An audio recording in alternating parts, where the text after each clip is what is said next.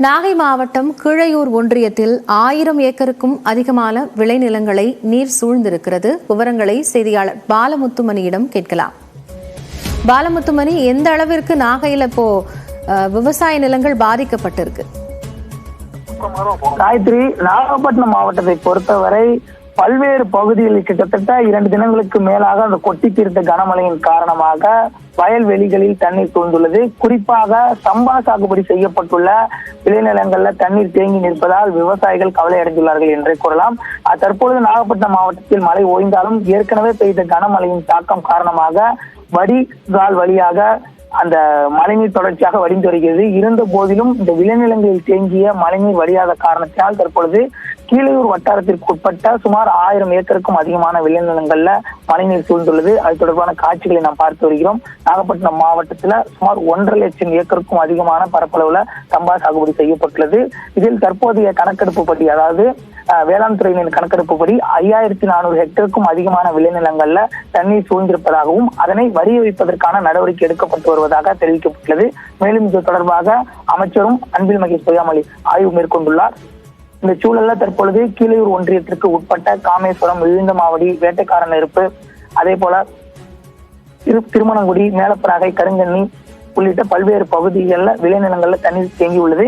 இந்த தண்ணீரை வடிவமைப்பதற்கான முயற்சியில் விவசாயிகள் ஈடுபட்டு வரும் சூழல்ல வடிகால்களை முறையாக வடிவமைப்பதற்கான நடவடிக்கையை எடுக்க வேண்டும் எனவும் விவசாயிகள் கோரிக்கை வைத்துள்ளார்கள். காயத்ரி, நிச்சயமாக நாகை மாவட்டத்தில் பாதிக்கப்பட்டிருக்கக்கூடிய 1000 ஏக்கர் நெற்பயிர்கள், வயல்வெளிகள் குறித்த பருந்து பார்வை காட்சியை பார்த்து கொண்டிருக்கிறோம். அதிகாரிகள் அங்கு பார்வையிட்டு இருக்கிறார்கள்.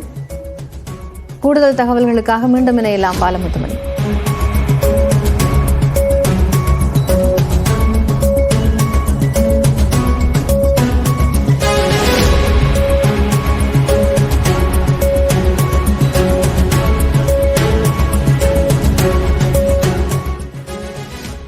கடலூர் சித்திரப்பேட்டை அருகே படகு விபத்தில் சிக்கிய 6 மீனவர்கள் நடுக்கடலில் துறைமுகம் ஒன்றில் 2ஆம் நாளாக தஞ்சமடைந்துள்ள நிலையில் அவர்களை மீட்க வேண்டும் என்று உறவினர்கள் கண்ணீர் மல்க கோரிக்கை விடுத்துள்ளனர். கடலூர் மாவட்டத்தை சேர்ந்த கால்தோணித்துறையை அடுத்து மணிகண்டன், தமிழ்வாணன், சாமிதுரை, மணிமாறன், தினேஷ், சர்க்குணன் உள்ளிட்ட 6 மீனவர்கள் சித்திரைப்பேட்டை அருகே மீன்பிடி வலையினை கட்டி வைத்திருந்தனர். கடல் சீற்றம் காரணமாக புதன்கிழமை காலை அந்த வலையை எடுக்க 2 படகுகளில் மீனவர்கள் சென்றபோது அதில் ஒரு படகு கவிழ்ந்து விபத்திற்குள்ளானது. இதில் நடுக்கடலில் தத்தளித்த மீனவர்கள் மற்றும் ஒரு படகில் ஏறி தனியார் தொழிற்சாலையின் இறங்கு தளத்தில் தஞ்சமடைந்துள்ளனர். மாற்று உடையின்றி ஈரத்துணியுடன் 2ஆம் நாளாக மீனவர்கள் தவித்து வரும் நிலையில் அவர்களை மீட்க உறவினர்கள் கண்ணீர் மல்க கோரிக்கை விடுக்கின்றனர். வங்கக்கடலில் புயல் உருவாகிவிட்டால் மீனவர்களை மீட்பது சவாலாகிவிடும் என்றும் அவர்கள் அச்சம் தெரிவிக்கின்றனர்.